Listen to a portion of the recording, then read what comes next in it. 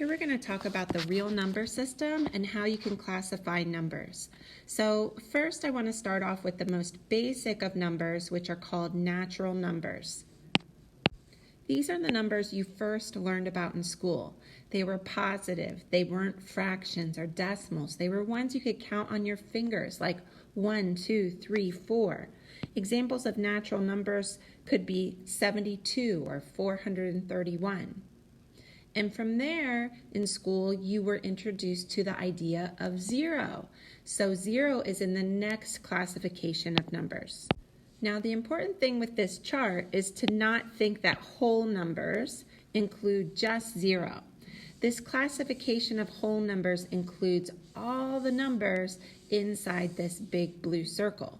So it does include zero, but it includes all of those natural numbers also. Whole numbers includes all of your positive numbers and zero. Then from there in school, you learned about negative numbers. When you start talking about negative numbers, you're now talking about integers.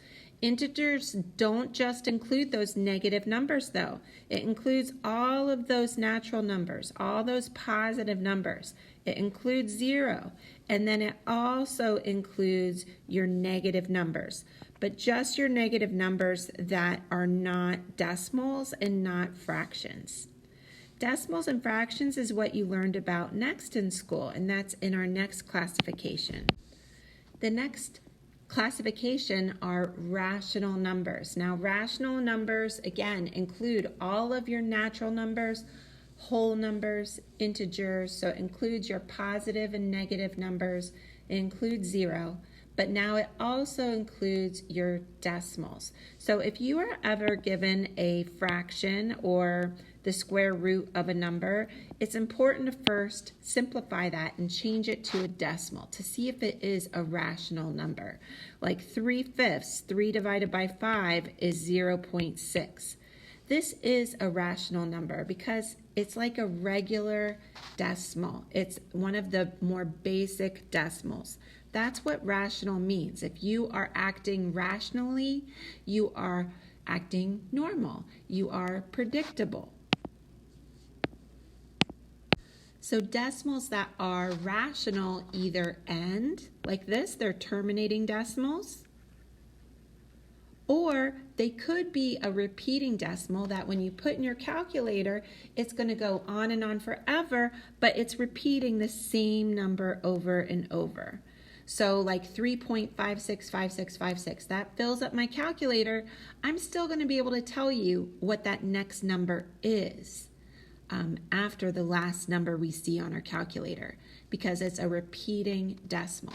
So rational numbers, again, include all of your decimals that end, all of your repeating decimals, whether they be positive or negative. These could be negative as well. They include all of your positive and negative numbers, and they include zero. The last category I want to talk about are irrational numbers. So numbers in the real number system are either rational, included in this big red circle, or they're irrational, included in this green circle. So if you are given a fraction or a number like pi or the square root, you always want to put that in your calculator and convert it to a decimal so you can see if it's irrational or rational.